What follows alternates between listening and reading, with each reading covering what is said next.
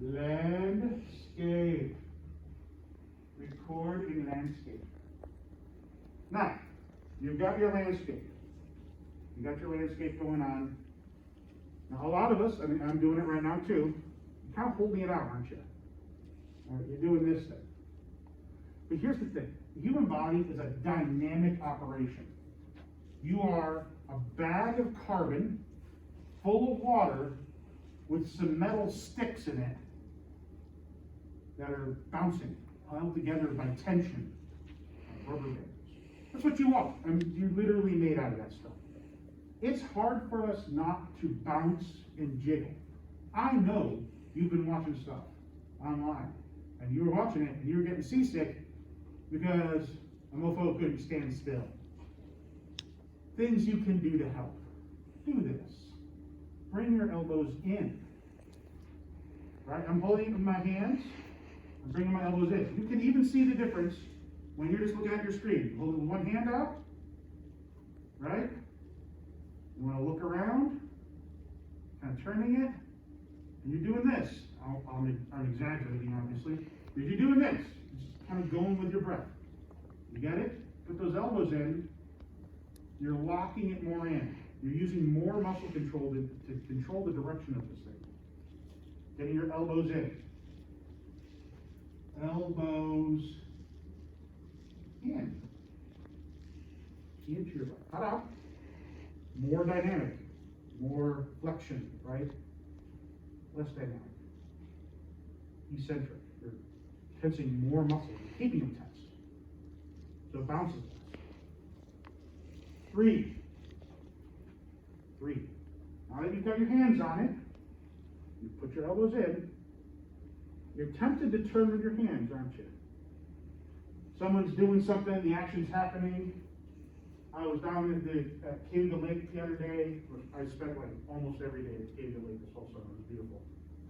Right? And people were like windsurfing. And my kids were like, oh my God, Dad, get this. And I was like, all right. Pulled out my phone. Elbows in. I'm sitting on the shore. Guy is zooming by. One of those nice windy days. He was gone. But I didn't do this. And that's going to screw you. You're going to turn it up and down a little bit. You're going to mess with it.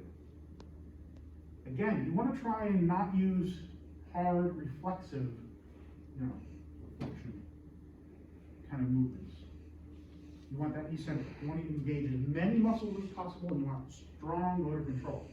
So, turn with your core. You get those elbows in. You get your hands on here. You're in landscape. You turn with your core, it becomes smooth. Right? And it's keeping it in front of your eyes, too. So you see what you're really grabbing. You can really see it. So turn with core. Turn with your core. I have to read this because I haven't done this. Okay. So all cameras, and this is going to be true for the ones that we are going to be using during the semester, the nice cameras. A camera has a round lens. You can see your lens.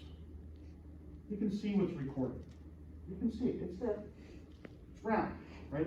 But you're looking at a square screen, right? It's a rectangle.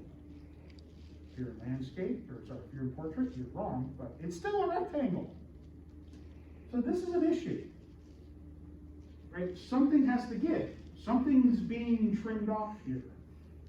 Something is taking that round shape because the lens is curved. It's convex. It sticks out. You take the little cover off, which you can technically do.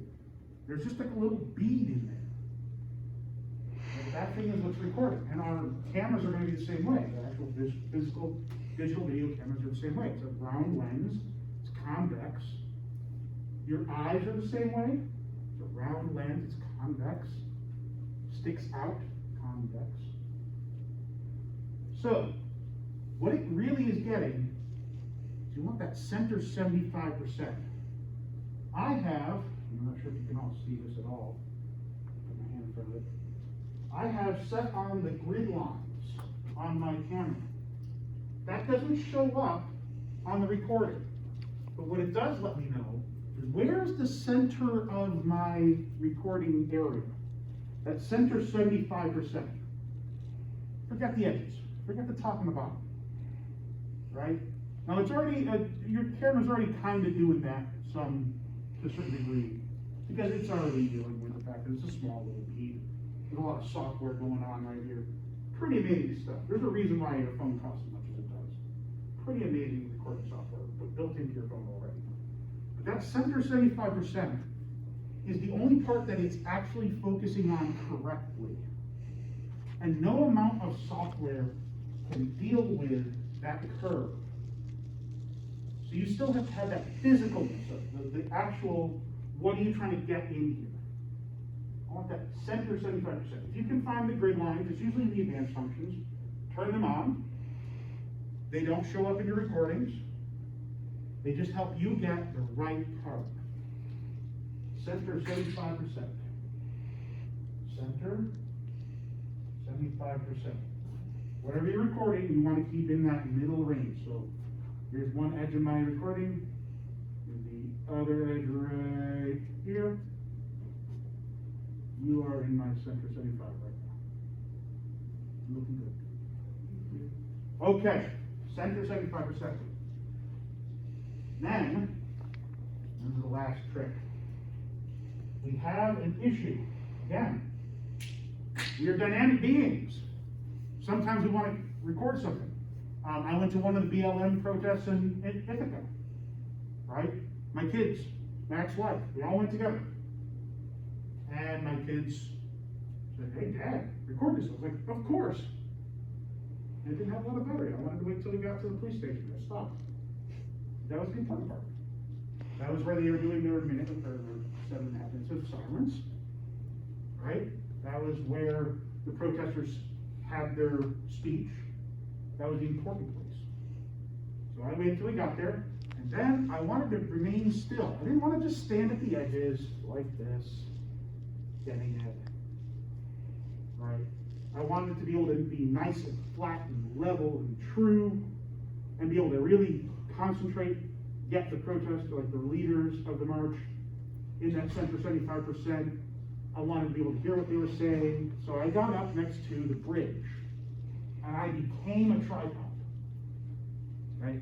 If you can't lean against something, because leaning against something is going to be better. If you can't lean against something, you get in this horse stance. You know, horse stance, yoga, feet shoulder width apart, slightly askew, bend your knees, you lock your knees, you bounce harder, you vibrate.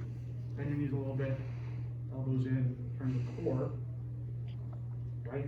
I can get smooth video. But if I want to stand still and record what someone is saying, I want to actually physically immobilize myself. The best way to do that is get to a solid surface. Walls, desks, doorways. Do that right now. Run over to a wall. I'm going to get in the doorway. Run over to a wall. You should be able to see me where I'm standing. All right? I'm going to put my shoulder into this. Shoulder here.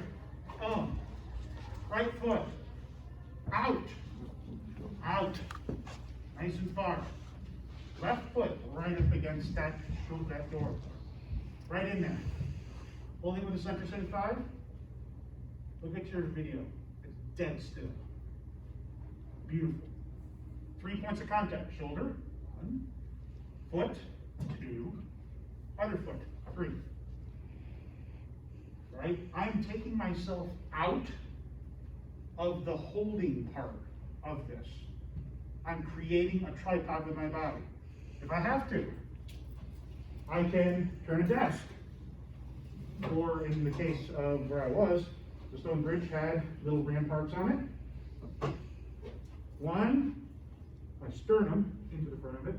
2, 3, tripod. Right? I'm letting my body weight into my sternum, into this. That takes it off my arms. So now my elbows being on here, they are just holding up the weight of my arms and the phone. I can be dead still. Right? If you have a web conference with one of your teachers and you have to do a presentation, and you got a friend, a good friend, can you just stand there for like 10 minutes? Stand here for 10 minutes. Okay, no. Do the thing my professor told me. Become a track doctor. 10 minutes? Oh yeah, I can do this for 10 minutes. Yeah. Nice and dead still.